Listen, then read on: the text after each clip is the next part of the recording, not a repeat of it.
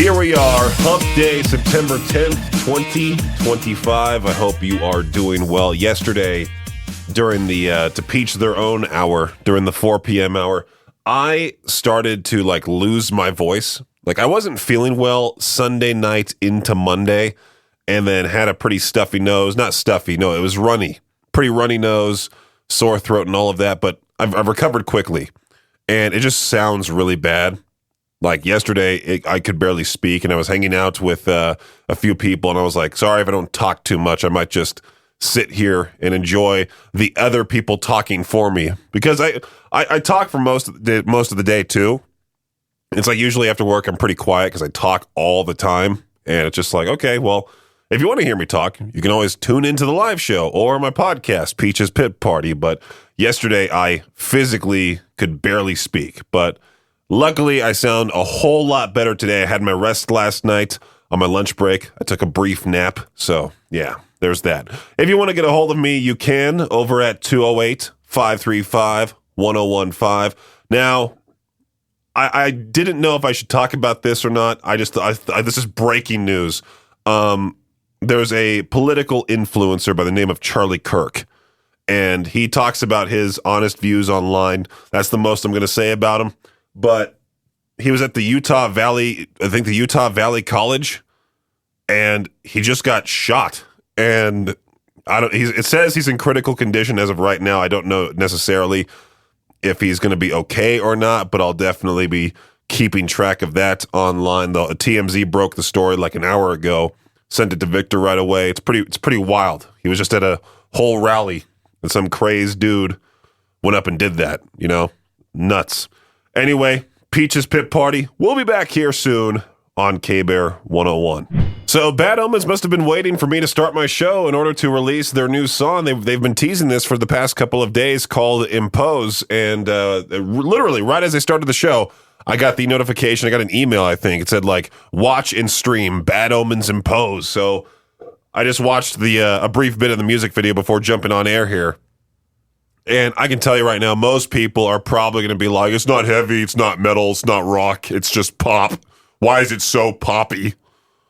I'm sure if I play it for It's So New, which I'm going to try to at 5 p.m. tonight, I'm going to get I thought the station changed, I thought I was listening to Z103 comments, that type of thing.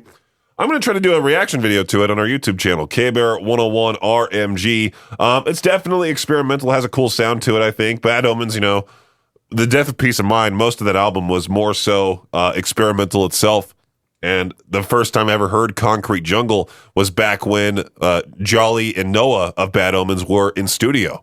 And they hung out with Phillies at the time. And sure enough, it was a great time for them to be here because it was right before they blew up. And we can safely say we had Bad Omens in studio before they were huge like they are now. The Death of Peace of Mind, one of the greatest albums out there.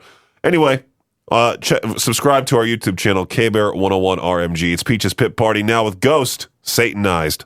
I believe Victor this morning did back-to-back Mudvayne tracks to give away tickets to go see Mudvayne. Static X and Vended live at the Portneuf Health Trust Amphitheater on Friday, October 3rd. That is going to be one great show. I've always wanted to see Mudvayne live, and Static X, it's a pretty unique twist they have now with what's the guy's name now? I forgot. It was the lead singer of Dope, and now he puts on the Wayne Static robotic mecha costume. Cool. It's a cool thing, and they always do. They always seem like they put on a great show. Vended, get to go see two sons of Slipknot perform on stage as well. Mudvayne, Static X, and Vended live at the Port Friday, October 3rd. You can win tickets with us if you hear back-to-back Mudvayne songs or Static X songs or even Vended songs. Be caller 20 when you do at 208-535-1015 in order to win tickets to that show. The older I get, the more I cherish sleep, that I want to go to bed earlier. I used to be that guy that would go to bed at 9 p.m. and wake up at 6. And my friends made fun of me for it back in the day. But then it somewhat changed recently. I think it changed when I started living on my own. And I don't know. For some reason, I stayed up one night till 2 a.m. playing Stardew Valley because I got hooked onto it. And there's been a couple nights as of late where I've stayed up way too late. And I regret it. and I can't drink energy drinks anymore because of the whole AFib situation. I just don't want to. That stopped roughly 2 years ago now. Shocking enough. I used to be that guy that would drink an energy drink first thing in the morning. Now, no more. No more caffeine at all, really. I hardly have it. Which sucks because that's what most of us depend on to stay awake. Well, this one guy, this British man, I was reading about him, this Oliver Alvis guy. He hasn't slept in nearly 2 years, so he claims. He says he was a healthy, active man working as a train conductor, but then one sleepless night led to 21 months of sleepless nights, and now he claims he's been stuck in this permanent state of alertness. He's tried everything possible to get to sleep, but nothing has worked. He's even traveled the world to visit various doctors, hasn't found any relief. And this has taken a devastating toll on him, leaving him barely able to walk, his vision's failing. Some experts believe he's experiencing a rare condition called paradoxical insomnia. At that point, do you just say, hey, can someone knock me out? Will that offer him some relief? Something like that. This paradoxical insomnia where a person is technically asleep, but their brain doesn't register it. That kind of sleep is so light, doesn't bring any rest or relief. Kind of crazy, right? There are some nights where I just can't fall asleep, and that's where that good old melatonin comes in, which I didn't really start using until like a couple months ago. I found out that if I have chocolate like way too late, it will be so difficult. Like chocolate's my enemy now. Like I have to eat chocolate at like a timed window where it's like either 10 a.m. to about 4, and that's the cutoff for me, 4 or 5. Because if I have anything with chocolate in it late at night, I end up staying up late till like 1 in the morning. It sucks. I found that out because there was one night where I had like a whole bunch of chocolate chip cookie dough, the edible kind where you can the edible kind, the kind that you can eat without having to bake it and worry about salmonella. You know, it's one of those like I think it's the Pillsbury brand, like you're ready to eat raw. One of those. Had a bunch of those late one night, and sure enough, my heart was going pretty fast. Couldn't fall asleep. So I can relate somewhat to this guy. Hopefully he finds some sort of relief. I don't know. At what point, like I mentioned, do you just consider like getting yourself knocked out or like, I don't know, chloroform? No, I'm just messing. So that Phillies Karen character that I talked about yesterday? Yeah, yesterday. She's still at large, and a trading card company is attempting to negotiate closure to this longtime national nightmare. Blowout Cards has offered the woman $5,000 in exchange for the baseball she stole from the little boy in the bleachers, with a catch, though. She must sign it and inscribe, "I'm sorry." According to their website, the offer is official and the price is firm. Bill Belichick banning New England Patriots scouts from attending North Carolina practices seems even more petty when current Pats head coach Mike Vrabel admitted that Belichick can come to the Pats complex anytime. Vrabel added that Belichick has already been back this year since he attended the Tom Brady statue unveiling last month, and Belichick's ban could end up really causing problems for North Carolina as the Pats decided to make a stink about it. Since North Carolina is a state institution, access to the practices for those who legitimately require it cannot be limited in a discriminatory fashion. So if Belichick is going to ban that one team, he has to ban all of them. Peyton Manning really tried to get the world's best-known Chicago Bears fan, Pope Leo XIV, to appear on the Manningcast, where when the Bears opened the season against the Minnesota Vikings. Manning said he had hand-wrote letters to Pope Leo and his executive assistant asking for the Chicago native to appear on the ESPN2 broadcast. Manning added, "Your Holiness, this is an open invitation. Come on the show anytime. It's you, it's Tiger Woods, it's Bradley Cooper, it's President Bush, it's Larry David. Y'all are our most wanted on that list for the Manningcast." The next time the Bears are on Monday Night Football is a Week 6 matchup against the Washington Commanders. You know what? Why not do one more here? On Saturday, Mississippi State enjoyed an upset win over Arizona State. Fans at Davis Wade Stadium were so excited that they stormed the field as soon as the game was over. That turned out to be an expensive adventure. It triggered a $500,000 fine and made Mississippi State the first SEC school to get fined under the new field storming policy. All right, that does it for your Shot Clock Sports Update right here on K-Bear 101.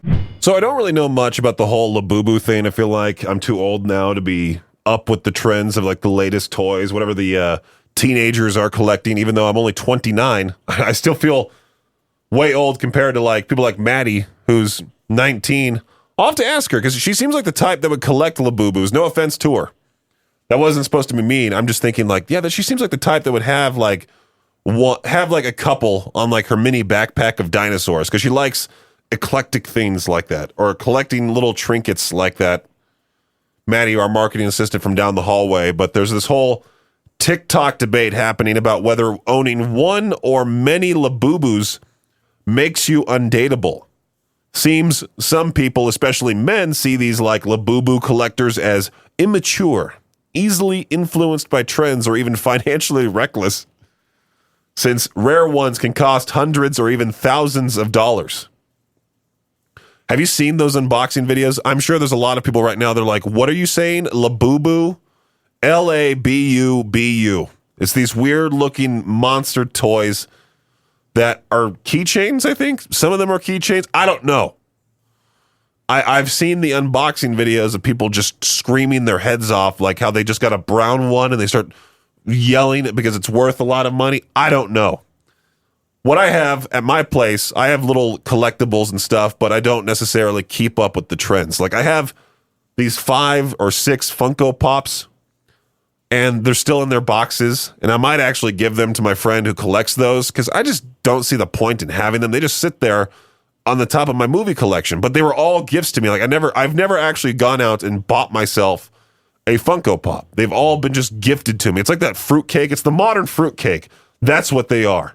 So I thought this was pretty funny to talk about. What's a skill that's becoming useless faster than people realize? And the top answer I see here is hacky sack skills. Says I haven't seen anyone use those skills since the 90s, which, I mean, I haven't really seen anybody play with a hacky sack in quite a long time. Someone said, I know how to develop film and use a dark room. Now, here's the thing. I just literally talked about this, funny enough, a couple weeks ago. My old photography class at Ocean View High School, shout out to them.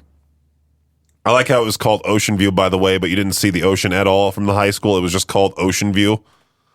Anyway, the photography class had a dark room. It was like one of the very few photography classes that had a full-on dark room. It had this cool like revolving door that as soon as you turned it towards the dark room, of course, it was pitch black. You couldn't really see anything. Students would have to go in there, develop their film on their own. And it was a unique experience to learn how to actually do that. Putting the whole film paper in there, that sort of thing. My stupid butt back in high school decided to check to see if my picture turned out correctly by turning on my flashlight on my phone, and I immediately got yelled at by all the other people in that dark room. Safe to say they hated me after that. Spelling and thinking about what word to type next on this thread of what's a skill becoming useless faster than people realize now. I'm so used to typing online and having that little red line appear if I spelt the word wrong that even when I write on a piece of paper, I stupidly sometimes wait for that red line to appear and then go, oh, wait, yeah, it's not going to. Basic navigation, like reading a map, yeah. Jade has made fun of me in the past for looking up directions to literally everywhere. That's happened to me. Yeah, a lot of these skills slowly disappearing. Are there any others on here? What's tree cutting, like lumberjack stuff? Machines doing the job have actually made it safer for workers and reduced the number of deaths caused by accidents in the profession. Well, I feel like that's better, right? Like you want people to be safe. Are there any like lumberjacks out there saying, hey, we used to have it much harder compared to now. You new people are wusses. Okay, I heard Victor talk about this specific thing on the morning show, and I was going through all the different types of replies for this question. What are you 100% sure is true, even though you can't prove it? And one of the answers here says squirrels are addicted to the adrenaline high they get from running in front of cars. I again just talked about this with somebody that I know. I was like, deer are quite stupid. Because every single time, so me and my girlfriend, we sometimes will go hang out at her parents' place. And we'll go to, like, she lives elsewhere. I live in Idaho Falls. And we'll go, like, our separate ways. And always when we'll call each other for the ride back to both of our homes. And she'll always talk about how deer just decide to jump out in front of her car. And she jokingly said, like, the deer plot and wait for her. But I also feel like deer almost secretly dare each other to jump out in front of cars and then try to wait till the last possible second and then jump out of the way and just try to scare the human driving the car, that type of thing. So on this thread of what are you 100% sure is true, even though you can't prove it, someone said there's one road a block from my house that Google Maps has never, ever recognized as a viable way to travel, despite it being the obvious solution to anyone in our neighborhood who needs to move out in that direction. I suspect a Google sub-founder lives in the area and pulled some strings to reduce traffic on that street. I got to tell you, trying to drive back on Holmes at 5 o'clock, trying to travel overall in Idaho Falls absolutely sucks. When I'm off at 5, it takes like half an hour to get back to my place because I feel like every dumb driver that's ever existed always drives on Holmes at 5 p.m. because I watch people from the ones that are in front of me, especially. They'll text and call while driving, and they'll take forever. They'll drive like 15 below the speed limit. Sometimes they make it obvious that I'm like irritated, so I'll just like intentionally make sure they know that like they're driving slow, so I'll be like extra loud and, you know, turning down a different street to go around them, that type of thing. I do like this thread a lot. What are you 100% sure is true, even though you can't prove it? So there was something else here about signals. Let's just move on here. Let's move on to some great a great Bill Murray track, More Than Hate on K-Bear 101. There's that ice cream brand called Van Leeuwen that always puts out outlandish flavors, and they've teamed up with Carnival Cruise Lines to create a sunscreen-flavored ice cream. Yeah, it doesn't come with SPF, but it's packed with coconut cream, cocoa butter, vanilla extract, sea salt, basically the essence of a beach day in a pint. They tried getting as close as they could without making it like actual sunscreen, you know? It's a playful marketing campaign to fight off the end of summer scaries. In protest of summer ending, they decided to eat the sunscreen, is what they put. I think we have tried the Van Leeuwen mac and cheese. No, wasn't there like a mustard one? Did we try the mac and cheese? I don't know. We've tried so many dumb things on the air for people's entertainment. We had the pizza one. I remember that. That one was not good. I think it had like tomatoes in it. And I think the only reason why they do this type of thing is because of people like me who talk about it and bring people's attention to it. Because it made the radio prep, so obviously there's going to be radio stations across the country talking about this. I just so happened to come across it and was like, yeah, I'm a fat guy who enjoys ice cream. Would I enjoy this? Maybe. Coconut cream, cocoa butter, vanilla extract, and sea salt. Doesn't sound too bad. I do have to tell you, though, ever since Victor told me about the Biscoff cookie butter ice cream bars, I have not looked back whatsoever. Those things are the best ice cream bars I have ever tried. I plan on getting another box of those tonight, as a matter of fact. We talked about this question on the noon hour of Madness and Mayhem. You're stuck eating only 2 meals forever. Which 2 are you going with? I surprised Victor with my answer because I said tortellini with Alfredo sauce. That's one of my favorite dinners to have. I don't know why. I just love tortellini. Of course, it's it's one of the more expensive pastas. You know, it's like $6 for a pound of it. Meanwhile, everything else is like 99 cents for a pound in one of those cardboard boxes. Tortellini has to come in one of those specialty containers, you know. It's not necessarily the same if you get the frozen kind at Walmart, like if you get the Great Value brand, but I'll still eat it. If I really want to have tortellini and I want to be cheap, I'll go for that and go for the store-bought Alfredo sauce, even though Finally learned how to make my own Alfredo sauce, and that honestly is so much better. I hate to be the person that goes homemade on this type of thing, but it's true. It's true. So I'm looking at the comments here for you're stuck eating only 2 meals forever. Which 2 are you going with? You can be specific as you want. Like my dad just commented saying tacos and cheeseburgers. He's a type 2 diabetic. I don't think that's going to go well for him. Especially, where is he getting the tacos from? Where's he getting the cheeseburgers from? I want specifics. Robin was very specific with her answer. Taco Bell number 7 meal and my mama's pot roast. Okay. Taco Bell menu. What's the number 7 meal? Should we look this up? There's probably a lot of people right now that are like, why is this DJ looking up combo meals on the air and not playing the music that I want to hear? They're not even numbered on the Taco Bell website. I just went to the combinations page. They're just, I'm not going to count. Probably breakfast and dinner. Wow, what a terrible answer that one is. You're stuck eating only 2 meals forever. Which 2 are you going with? Let me know your answer. 208-535-1015 for to peach their own. A major shout out to listener Randy. I just saw this post he made on Facebook saying, hey, Victor Wilt tagged Victor. Hey, Victor, and I'll be listening to you and Peaches, even though I'll be moving to my new place in Illinois. Shout out to him. You can download the free K-Bear 101 app. Listen to us from anywhere. There's a lot of people worldwide, as a matter of fact, that tune in via the K-Bear 101 app. And pretty soon we'll be launching 2 new giveaways that you might want to have the app on your phone for. Hence, the reason why is because, well, we send out push notifications when we launch giveaways, and we want you to know what we do around here so you can win prizes, you can enjoy our entertainment, you can listen to us. I don't care. I'm just kidding. I do care. Make sure to download the free K-Bear 101 app. Never miss anything we do around here.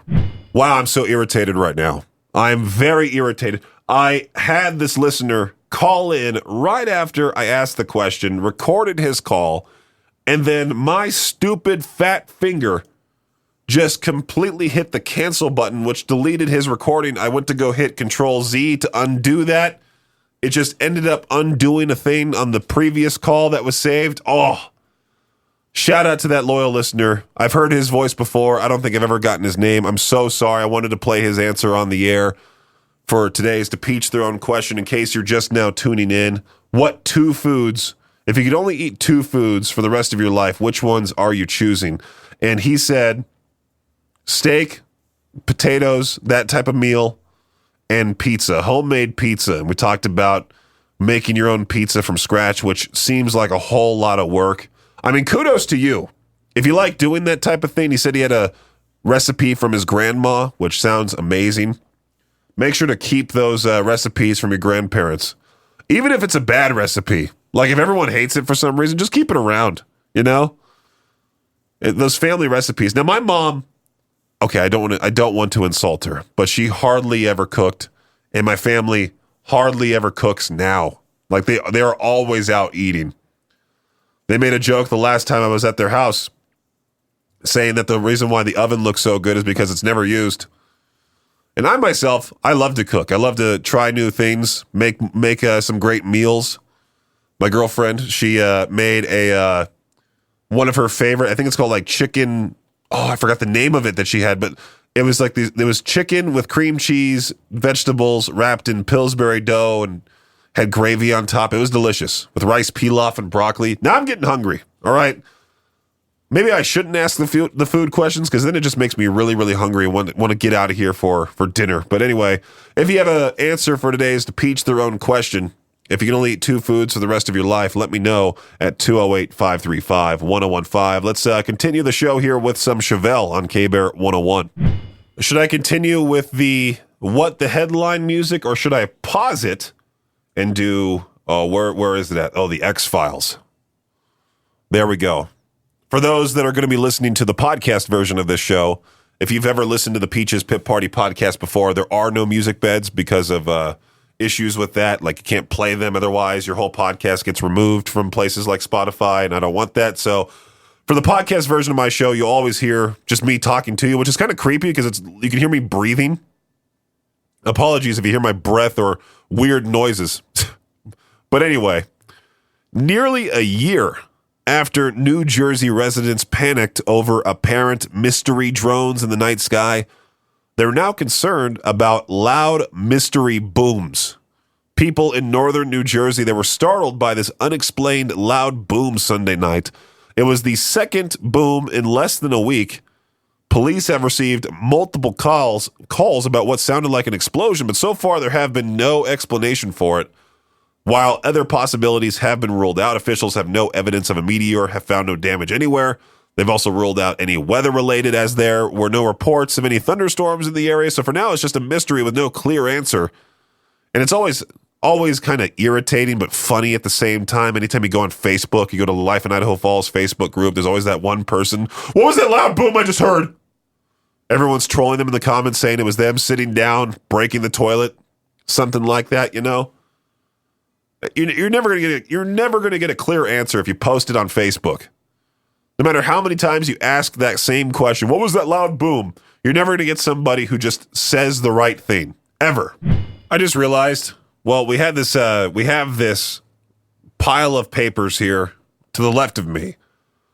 Victor is going to be at the Chubbuck Walmart this Friday the 12th from 11 a.m. to 1 p.m. to talk about Idaho Preferred Month.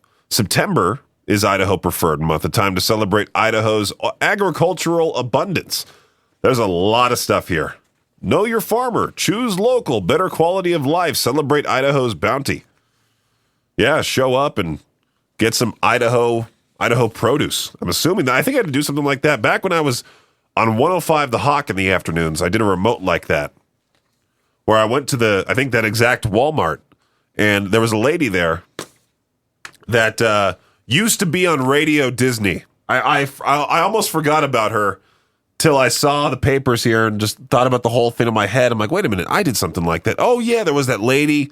She used to work for Radio Disney. She hopped on the air with me, and you can tell she had that broadcasting experience because she all of a sudden switched to this voice that was very, very Disney. You know the Disney sound when you hear it. It's cartoony. It's friendly. It has that signature sound to it. I just remember that. Hopefully she's there with Victor. That would be funny. But yeah, Chubbuck Walmart this Friday, the 12th, 11 a.m. to 1 p.m. Go see Victor. He'll be there celebrating Idaho Preferred Month. K-Bear, what's going on? I just want to tell you what two foods I would eat for the rest of my life. Oh, yeah. Which ones? I would have shepherd's pie and chicken fried steak. Oh. Again, I shouldn't ask these food questions because it just makes me hungry. It just makes me want to go eat go home right now and go eat. Like I had this leftover pizza. I went to Righteous Slice in Rexburg. It was very good. Very, very, very good. Yeah, we got some pizza delivered. Oh. Claire, I can't believe they deliver out where we live, but we got some delivered last night. But yeah, I would say chicken fried steak and shepherd's pie. You ever have that like middle of the day thing where like you look forward to leftovers from the night before, where you're just like, okay, I can't wait for my work day to be over with so I can go home and feast on whatever's left, you know? Yeah, I do. Yeah. I do. I think about that all the time. It's so good. All right, so why not talk about this specific thing? What's a cheat code you discovered in real life that actually works? And the top answer with like 10,000 upvotes says, speak to your maintenance people, say hi, they know everything.